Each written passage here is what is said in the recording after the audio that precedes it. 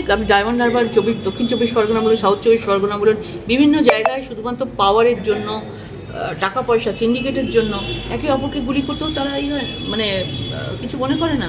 বাইরে থেকে তো অস্ত্র আসছেই, জঙ্গিদের ডেরা হয়ে গেছে, মাদ্রাসাগুলোতে ট্রেনিং দেওয়া চলছে বাচ্চাদেরকে মুর্শিদাবাদের মতো জায়গায়, এবং লাদেনের মানে কানেকশন পাওয়া যাচ্ছে জঙ্গিদের মধ্যে। বাংলায় আর কি বাকি রইল? মানে বাংলা আর সেই বাংলা আমাদের কাছে নেই। বাংলা এখন সন্ত্রাসের বাংলা, গুলি বন্দুকের বাংলা হয়ে গেছে। এই যে মাদ্রাসা কথা যেটা বললেন আপনি, বিভিন্ন জায়গায় যে মাদ্রাসাগুলো রয়েছে সেখানে কি নজরদারি অভাব রয়েছে? নিশ্চয়ই। তারা নজরদারি করবেটাকে, কারা নজরদারি করবে? যেই রক্ষক সেই ভক্ষক। নজরদারি করবে কি? তারাই দাঁড়িয়ে থেকে সেই জিনিসগুলোকে করাচ্ছে, কারণ তারা আগামী দিনে তাদের ভোটে জিততে হবে, তাদেরকে পাওয়ার পেতে হবে, সেই জন্য তাদেরকে এই ধরনের জিনিসপত্র দরকার আছে, মানুষকে ভয় দেখিয়ে বিগিং করে ভোট করানো। ৭ দিন টানা তিনি স্বাস্থ্য পরিষেবা দেবে বা ক্যাম্প করবে। সংসদীয় কেন্দ্রে সেবাশ্রম কর্মসূচি অভিষেক বন্দ্যোপাধ্যায় নিয়েছেন এবং সেখানে ৭৫ দিন ধরে মেডিকেল ক্যাম্প করার কর্মসূচি নিয়েছেন। ওভারঅল কি বলবেন এই বর্তমানে? তো ওনাদের নিজেদের টাকা আছে, নিজেদের সোর্স আছে, নিজেদের সরকারটা নিজেরাই চালায়। একজন সাংসদ হিসাবে ৭৫ দিন ধরে কি করে করতে পারে? সোর্স অফ ইনকামটা তো দেখতে হবে। তারা নিজেদের ডায়মন্ড হারবারে করতে পারছে, অন্যান্য সাংসদের দেখতে পাচ্ছেন কেউ করতে পারছে? তাদের নিজেদেরই বাড়ি, নিজেরাই মালিক, যা ইচ্ছে তাই করতে পারে।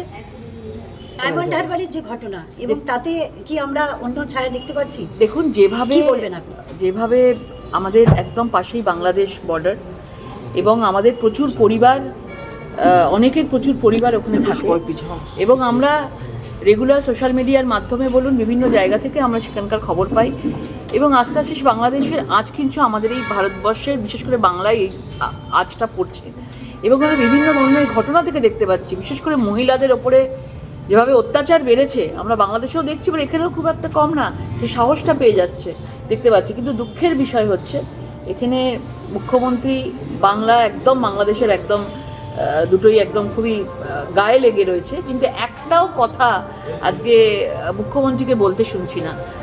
উনি পরিবারের কথা বলেন, উনি লক্ষ্মীর ভাণ্ডারের কথা বলেন, মহিলাদের উনি স্বনির্ভরের কথা বলেন, ওমেন এম্পাওয়ারমেন্টের কথা বলেন, কিন্তু যখন বাংলাদেশের ইস্যু এসে যাচ্ছে, কোথাও একটা ভোটের জন্য, তুষ্টিকরণ রাজনীতির জন্য উনি বাংলাদেশের ইস্যুগুলোকে চেপে যাচ্ছে।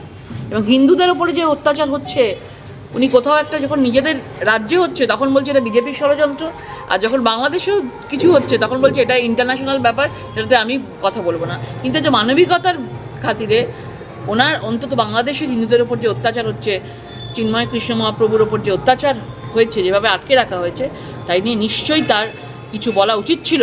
এবং তাদের দলে থাকাকালীন যারা ইন্টেলেকচুয়াল রয়েছেন, সোকল্ড ইন্টেলেকচুয়াল রয়েছেন, তাদেরও রাস্তায় বেরোনো উচিত ছিল, প্রতিবাদ জানানো উচিত ছিল। দিদি, চিন্ময় প্রভুর জামিনটা নামঞ্জুর হলো, খুবই খারাপ লাগে। আজকে সত্যিই আমরা কোথায় রয়েছি, এটা আমাদের কাছে একটা মানে ভয়ঙ্কর ঘটনা বলবে, যে আমরা সিঁদুরে মেঘ দেখতে পাচ্ছি। যে আজকে হয়তো আমরা ভাবছি যে বাংলাদেশে ঘটনা ঘটছে, আমাদের বাড়িতে তো এখনও লাগেনি, আমাদের বাড়িতে তো এখনও আক্রমণ হয়নি, কিন্তু আমরা এটা দেখে আঁচ করতে পারছি না। আমরা যদি আজকে না রুখতে পারি, আজকে যদি আমরা না আওয়াজ তুলতে পারি, তাহলে কিন্তু আমরা আগামী দিনেও পারবো না। আমার মনে হয় দিদি, আজকে অভিষেক ব্যানার্জি এই যে বাংলাদেশে হিন্দুদের উপরে নিপীড়ন যে হচ্ছে, তার জন্য কেন্দ্রীয় সরকারকে দায়ী করেছে। একই কথাই বলেছেন যে ভারত সরকারের পদক্ষেপ নেওয়া উচিত। দেখুন, ভারত সরকার কি পদক্ষেপ নেবে না নেবে সেটা আমরা আগামী দিনে ভবিষ্যতে দেখতে পাবো। আমরা 100% নিশ্চিত যে ভারত সরকারকে নিশ্চয়ই নিতে হবে। অন্যান্য দেশ নেবে, ভারত সরকারও নেবে, সবাই নেবে, একটু দেশের ব্যাপার আছে। কিন্তু একটা রাজ্যে তিনি বারবার করে বাংলার পরিবার, বাংলার সমাজ এত কথা বলে, এই পরিবারগুলোই তো বিশেষ অনেক তাদের আত্মীয় স্বজন রয়েছে, তারা বাংলাদেশে থাকে। অনেক নেতা মন্ত্রীরা রয়েছেন, তাদের আত্মীয় স্বজন রয়েছে, তাদের পরিবার বাংলাদেশে থাকে, তাদের পূর্বপুরুষ বাংলাদেশে থাকে। তো সেখানে অভিষেক বন্দ্যোপাধ্যায় বলুন বা যে কোনো ধরনের নেতা নেত্রী বলুন, তারা কেন কথা বলছে না এই নিয়ে? আর ফিরাদ হাকিম তো ছেড়েই দিন, যেখানে তিনি মিনি পাকিস্তান বলতে পারেন, যেখানে তিনি বলতে পারেন যে লঘুকে আমরা সংখ্যাগুরু করে দিতে পারি, এই ধরনের কথা যারা বলতে পারে, আমার মনে হয় এদেরকে এই পদে না থাকাই ভালো। দিদি, এক্স স্যান্ডেলে দিলীপ ঘোষ বাংলাদেশি পণ্য বয়কটের ডাক দিয়েছেন। হ্যাঁ, এক্স স্যান্ডেলে দিলীপ ঘোষ বাংলাদেশি পণ্য বয়কটের ডাক দিয়েছেন। নিশ্চয়ই সেটা উচিত করা, সেটা উচিত করা। কিন্তু বাংলাদেশে এত আমাদের হিন্দুদের ওপরে যেভাবে অত্যাচার হচ্ছে, আমরা কী বা করতে পারছি? আমরা তো সেখানে সিকিউরিটি আছে, অন্য দেশ আছে, আমরা সেখানে যেতে পারবো না, কিন্তু আমরা এখানে আওয়াজ তুলতে পারি, আমরা এখানে পণ্য বয়কট করতে পারি। তবে যদি বাংলাদেশের যারা রয়েছেন তাদের যদি ভ্রুক্ষেপ হয়, আমরা সেটাই করতে পারবো। কিন্তু আমাদের তো করতে তো হবেই, আওয়াজ তো তুলতেই হবে। আমরা এসছি কেন পৃথিবীতে?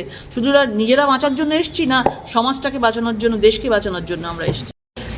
মানে যেভাবে এগোচ্ছে, যেভাবে বিচার ব্যবস্থা এগোচ্ছে, আমরাও সেটা নিয়ে মানে খুব যে একটা স্যাটিসফাইড সেটা নই, কিন্তু আমরা সিবিআইয়ের ওপর ভরসা করি। আজ বাদে কাল নিশ্চয়ই সত্যিটা বেরিয়ে আসবে। বিচারের জন্য তাদের বাবা মায়ের সঙ্গে রয়েছি।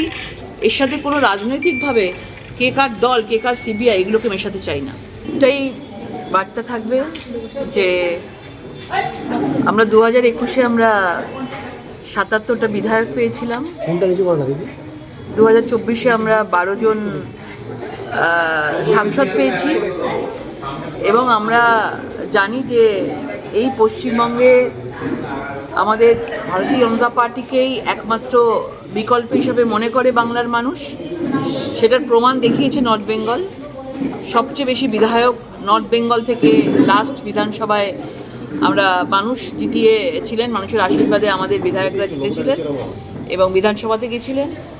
এবং আগামী 2026-এর এই বছর পড়তে পড়তেই আমাদের বিধানসভার দামামা বেজে গেছে, এবং আমাদের যা ভেতরে আমাদের মন খারাপ থেকে শুরু করে বিভিন্ন ধরনের যেসব গ্লানি ছিল সেগুলোকে মুছে দিয়ে আমরা নতুন সূর্যোদয়ের দিকে এগিয়ে যাব। এবং আমরা আশা করি যে 2021-এ আমরা 77 পেয়েছি, কিন্তু 2026-এ আমাদের পশ্চিমবাংলার আমরা ভারতীয় জনতা পার্টির থেকে আমরা তাদের স্বপ্ন পূরণ করতে পারবো, এবং আমরা সেই লক্ষ্যমাত্রায় পৌঁছতে পারবো।